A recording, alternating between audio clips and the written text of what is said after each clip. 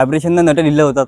म्हणजे जेवढेचे नडे हो. तर तुला किती लागते मग पेट्रोल दिवसाचं? तरी मग 300 रुपये टाका लागते बघा. संध्याकाळी पाहिलं तर तुझ्या मदत नाही आहेस 15 पूर्ण करेक्ट झालं ते. 15 करेक्ट आहे पूर्ण. राम मित्रांनो, मी तुमचा अनिकेत देखणे पाटील, प्रतापसावदे कार रिव्ह्यू मराठी चॅनलवरती. तर मित्रांनो, आज आपण एक ओनरशिप रिव्ह्यू घेणार आहोत. बजाज पल्सर NS 125 2025 मॉडेल मित्रांनो, 9व्या महिन्यातलं. आणि या गाडीला मित्रांनो कमीत कमी 9 ते 10 महिने झालेले आहेत. 15 ते 16,000 गाडी किलोमीटर चाललेली मित्रांनो. तर आज आपण एक आपल्या मित्राला विचारणार आहोत त्यानं हीच गाडी का घेतलेली आहे आणि ही गाडी घेण्यामागे त्याचं कारण काय होतं, बाकी मेंटेनन्स वगैरे काय आहे गाडीचं, आणि कंपनी मित्रांनो मेन म्हणते मायलेज गाडीचं चांगला आहे, तर त्याला काय वरून मायलेज का देत आहे गाडी वगैरे आहे सगळं आपण विचारणार आहोत. कारण की ही गाडी मित्रांनो त्याच्या डे बाय डेली लाईफ मध्ये यूज होत जाते. चला एकदा बोलूया आपल्या मित्राला. तर तुझं नाव काय? शुभम. तर शुभम, ही आपली गाडी कधीचं मॉडेल तसं? गाडीचं मॉडेल आहे भैया 9 महिने झाले याला. 2025चं मॉडेल आहे, 9व्या महिन्यातलं. बरं, आता मी सगळ्यात विचारतो तो शुभम तुला प्राइसिंग वगैरे बद्दल, तर आपण जाऊया गाडीबद्दल नंतर. ही आधी पल्सर आपल्यावाली, तर हिची एक्शन प्राइस तुला किती गेली त्यावेळेस? एक्सर म्हणशील तर 31 पर्यंत जाते भैया. म्हणजे ऑन रोड सांगत आहे का ऑन तू? रोड.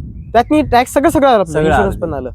बाकी भावा, जेव्हा ही गाडी घेतली तू त्यावेळेस सरकार म्हणू लागली जीएसटी कमी होणार आहे, तर तुला तेव्हा जीएसटीच्या अगोदर घेतली का तेव्हाच घेतली मग जीएसटी कट झाल्यानंतर? नाही, जर आता विषय कसा झाला माहितीये का, आपल्याला काय जीएसटी पुढच्या महिन्यात कमी होणार होती. जसं 10व्या महिन्यात कमी होणार होती. हा, तर आपण 9व्या महिन्यातच गाडी घेतली. तुला आयडिया नव्हती कशी काय कमी होणार नाही, ते आपल्याला माहितच नव्हतं. सपोज कमी तेव्हाच घेतली असेल तर कितीचा प्राइस तेव्हा समजा 5,000 रुपये कमी पडले. 5 ते 10,000 जवळपास तरी वाचले असते तुझे तर. हो. आता ही तुला किती मध्ये गेली मग? 31 पर्यंत 1,30,000 कॅश मध्ये. कॅश मध्ये. आणि आता लोक ही किती चालली तशी? 15,000. 15च्या जवळपास. हो. 15-16च्या मदत नाही आहेस. 15 पूर्ण करेक्ट झालं ते. 15 करेक्ट आहे पूर्ण. करेक्ट. अरे वा, खूप छान. तर आता तुझी सर्व्हिस वगैरे चांगली केलेली असेल. हो. तुला आयडिया लागला सर पैसे मेंटेनन्स कसं आहे काय आहे ते. तर कसं वाटलं तुला मेंटेनन्स? मेंटेनन्स जास्त नाहीये. नाहीये. नाही, 1000 रुपयामध्ये मेंटेनन्स होऊन जाते भैया. 1000 रुपयात तुझी गाडी सर्व्हिस होते. जेवढी आपली नॉर्मल गाडी सर्व्हिस होते तेवढी ही पण सर्व्हिस होऊन हा, जाते. बस. नाही मेंटेनन्स ना टेन्शन ना काही ना काही. फक्त ओके एक टेन्शन राहते भैया, हिचं टेन्शन आहे भैया पेट्रोलचं. ओके, म्हणजे पेट्रोल जास्त पिते. हो. ठीक आहे, त्याच्याकडे आपण जाऊयाच तसं अजून. बाकी भावा, तुम्हाला सांग ही तुम्ही गाडी का घेतलेली आहे? कारण की लोक एक स्पोर्ट बाईक म्हणलं की खूप जास्त ऑप्शन. MT हे R15 आहे, एक्स्ट्रीम आहे, याच्यात पण वरचे मॉडेल आहेत NS 200 400 वगैरे. तुम्ही हीच गाडी का घेतलेली आहे? आपल्याला स्पोर्ट बाईक घ्यायची होती. ओके. हा, तर आपल्या पहिले बजेट होता, मोठाच घ्यायचा होता, पण आपल्या जेवढा बजेट नव्हताच. की पहिले आपण विचार केला बाय ड्यूक घेऊ. हा, डूक पण चांगला ऑप्शन आहे. हा, नाही तर मग KTM घेऊ, नाही तर मग आपल्या MT घेऊ. हा पूर्ण विचार केलता मी, पण नंतर आपला जेवढा बजेट होता त्या बजेट मध्ये ही गाडी आली आपल्याला. तुझा बजेट किती पर्यंत होता? 150 पर्यंत, 160 पर्यंत असं? तसं तर मी 1.5 भरून ते पण करणार होतो. हा, तुझं MT. झाला असतं तर विचार. हो. पण तुला वाटलं त्याच्या मागे पडायचंच नाही छान ते छान. फायनान्स पुरलं नसतं ना आपल्याला. मग बाकी हीच जर तुम्ही गाडी फायनान्स वरती घेतली असती तर किती जास्त वाढली असते बजेटने अंदाजे? हिच्यात त्यांना आपल्याला सांगितलं तर बघ, 50,000 जर भरले ओके, तर 180 पर्यंत गाडी जाते पाहिजे. म्हणजे 30,000 रुपये जास्त वाढ लागले. 50,000 रुपये जास्त जातात ही तुम्ही 31 ला घेतली कॅश मध्ये, कॅश मध्ये. तर आता 50 च्या जवळपास जाऊ लागले. हो. चांगलं, म्हणजे बरं जातून कॅश घेऊन टाकलेली. बाकी बाबा याची जसं मेंटेनन्स कमी म्हटला तू, बाकी या गाडीमध्ये चांगले पॉईंट काय काय वाटले बरं? आता चांगले म्हणशील तर बघ, गाडी चांगली पळते भैया. आवाज बघ एकदम सायलेंट राहते. म्हणजे हाय स्पीडवर पण जास्त आवाज करणार नाही. नाही, जेवढा आपला नॉर्मल गाडीचा आहे ते तेवढा येणार. जशी आपली नवी गाडी निघते हा हा, सेम तसा आवाज येते. बाकी हिची टॉप स्पीड अशी किती जाते बरं? कंपनी तर 103 म्हणते. हो, कंपनी तर बाई काही म्हणतात, पण भैया स्वतः मी घालेलेली गेली भैया. टॉप स्पीड गेली भैया 117. 125 जशी 117 पर्यंत गेली. 117 पर्यंत गेली. तुम्ही याच्यात काय काम केलेलं का इंजिन काहीच वगैरे? नाही, ना मॉडिफाय ना काही ना काही. काहीच नाही. काहीच नाही. तरी 117 गेली. 117 गेली. जे कंटिन्यू अजून चालली असते अजून जात होती का समोर? नाही, डायरेक्ट लाईट लागला होता भैया. लागला होता का लाईट? लाईट लागला. रेड लाईट लागते. हो. आणि RPM तेव्हा किती 11,000 का 12,000 गेलते तेव्हा? मग तेव्हा पूर्ण पूर्ण पूर्ण लाल झालं ते. ती गाडीच लाल झाली तुझी. लाल झाली. कारण की 106 ती कंपनी म्हणजे 103 त्याच्या 6च्या मदत नाही. तू जर 117 नेत असेल तर ती लाल लाल तर होणार. तू इतकी स्पीड नेलं येईल, तर कॉन्फिडन्स वाटला का इतकं स्पीड वरती आहे नाही. कॉन्फिडन्स? म्हणजे पळते रे ती, पण विषय कसा आहे माहितीये का, आपल्याला भीती वाटते, दुसरं काहीच नाही. गाडी कोणची पण गाडी पळते, पण आपल्याला भीती वाटते. कॉन्फिडन्स वाटते का मग तसं आपल्या आईवर हो. स्पीडवर? कंट्रोलिंग वगैरे होते का तशी लोक? एकदम भैया, याचे ब्रेक एकदम लागतात, चांगले तसे चांगले येतं. सपोज आपण जर 100च्या जवळपास जर असेल आपण तर पकडलं काय चांगलं, म्हणजे लवकर धरेल का ही ब्रेकिंग वर? हो, धरते. चांगलं आहे. बाकी इथे ABS वगैरे येऊन जाते तर चांगलीच ब्रेकिंग वर तशी. हो, ABS कंट्रोल करतात. बाकी मायलेज काय देते भावा हे सांग एकदा. आता मायलेजचा विषय आला भैया, तर मायलेजचा असा विषय, तिचा मायलेज भैया 35 पडते भैया आपल्याला.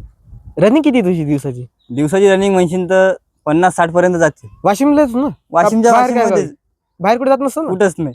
फक्त वाशिमला 50 हो. रेटिंग डेली बस 50-60 धरून घे. 60 धर राव आपण. हो. तर तुला किती लागते मग पेट्रोल दिवसाचं तरी मग 300 रुपये टाका लागते बघा. संध्याकाळी पाहिला तर काटा खाली. रिझर्व ठेवा लागते 2 लिटर कमीत कमी. हो तिथे तर राहते. तरी पण रिझर्व लागते भैया डायरेक्ट. 300 रुपये दिवसातला पूर्ण खतम होऊन पण लागते रिझर्वले. हा. मग सेन्सर आता हे आहेच. हो तुला सेन्सर याची दिक्कत वाटली कधी सेन्सरची अशी? नाही. फक्त एकाच्या पैशात पेट्रोल जास्त ठेवा लागते. बस. आणि सेन्सर नसतात मग तर काय पास कामच नाही. बाकी भावा याच्यात तुला अजून काय चांगलं वाटलं बरं NS मध्ये आपल्या? NS मध्ये भैया इथे हेडलाईट चांगला आहे. म्हणजे थोडं चांगलं टिप्पर पडतं चांगला पडते. आणि असं काय चेंज करायचं काय मी काय मीटर चेंज आहे भैया. नाही आपलं जे लाईट वगैरे याच्यात आपण एक्स्ट्रा लाईट लावले उजेड चांगला पडेल का याचा चांगला उजेड आहे तसं? नाही भैया LED लाईट आहे ना. याचाच तुला चांगला वाटलं तसं? हो. आपण ह्या लाईट काढू शकत नाही. नाही ते ऑप्शनच नाहीये. हा. बाकी एक्स्ट्रा लावू शकतो आपण ते आजूबाजूला. हो. पण याचा थोडासा चांगला वाटला तुला? हो. बाकी अजून काही? दुसरं एक तर मीटर भैया. मीटर चेंज आहे. हो पूर्ण डिजिटल आला आता. डिजिटल. बाकी कम्फर्ट कसा वाटला बरं? कम्फर्ट एकदम भारी आहे भैया. एकदा बसून बघतो तू. बाकी आपल्या फॅमिली जशी आता आई वगैरे बाबा वगैरे त्याला अशा गाड्या आता आवडतच नाही. आवडतच नाही. ते डायरेक्ट म्हणतात अशी गाडी पाहिजेच नाही. हा ते तर म्हणतात मी बसतच नाही म्हणतात. बसतच नाही म्हणतात. त्याला पाहिजे स्प्लेंडर डिलक्स सिंपल गाड्या. हा. तर जेव्हा तुम्ही ही गाडी घरी नेली हा. तेव्हा मग आई बाबा किंवा तपली घरी कशी बसतायला कशी? नाही आतापर्यंत आई तर बसली नाही भैया. नाही. हा. आता समजा 1-2 दिवस झाले बसली होती. पण ते बस. जरा होते तेवढं पण. हा. पण वाटे चांगलं आहे की नाही बरं? हो. बाकी पिकअप कसा वाटला तुला? पिकअप कसा? पिकअप चांगला आहे भैया हिचा. म्हणजे इनिशियल पासून जर आता उचलायची गाडी जोरात नाही तर उचलते. कारण वजन जास्त गाडीचं गाडीचं वजन जास्त पण एकदम नाही उचलत ती पण उचलते. टाइम लागते थोडा. बाकी अजून काही तू चांगले पण आता हिचे सांग आम्हाला काय खराब पण सांग बा तुला याच्यात आवडले नसतील आतापर्यंत?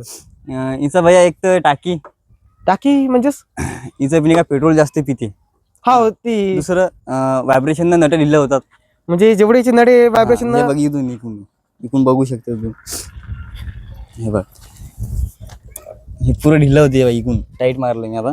म्हणजे दर गाडी सर्व्हिसिंगला गेली तर तिथे नट माराच लागतात टाईट लागतात कडच लागतात आपल्याला. हो. बाकी अजून काही? दुसरं काही नाही. बाकीचं एवढं काय वाटलं नाही आपल्याला. बाकी यार मडगार वगैरे नाही काढलं तुम्ही? नॉर्मल पुरं काढतात मडगार? नाही 1 वर्ष फक्त 1 वर्ष होईपर्यंत. म्हणजे मडगार पण नाही काढलं तुम्ही? नाही. आणि 15,000 मध्ये टायर्स वगैरे अजून शोरूमचे आहेत का बदलले तुम्ही? शोरूमची अजून काही चेंजेस नाही केलं? चेंजेस नाही. काही ड्रिफ्ट वगैरे काही? काहीच नाही. स्टॉक? बस. आणि काही एक्झॉस्ट वगैरे याच्यावरती काही लावला असेल ना एवढं? नाही. लावून बघितला होता नंतर काढून टाकलं. का बरं? ते घरच्याला नाही आवडलं भैया. म्हणजे आवाज जास्त करू लागला? हो. कोणता होता? SCचा होता. AC. अरे वा. बाकी तुला अजून आपण पाहायला गेलो जसं की गाडीने कधी असं धोका वगैरे त्याला कुठे चालू यायच्या बंद पडली असेल? आतापर्यंत भैया रिझर्व लागली ती पुरं टाकी रिकामी झाली पण धोका नाही दिला. हा ओके. बाकी सेन्सरचं जर आहेच जेवढं ते सेन्सर मुळे जरा असं होते. किती रिझर्वेट होत असतं नॉर्मली? आता रिझर्व वरती जसं पडली तशी आपल्याला जेवढं असतं तेवढं टाकून देत. आणि तुझं म्हणजे रनिंग दिवसाची 60 आहे, 60 आहे. 300 रेग्युलर आहे, रेग्युलर टाका ते पाहिजेच तिले. पाहिजे. संध्याकाळचं राहते तेवढं काही रिझर्व लागतो वापस? रिझर्व लागते संध्याकाळी direct. म्हणजे 60 किलोमीटर 310 रिझर्व लागते. रिझर्व लागते. तू जास्त काहून पळवतो. काय आता पेट्रोलचे भाव पण वाढलेले भैया. हा 112 113 120 पण गेलं पॉवर वाला तर.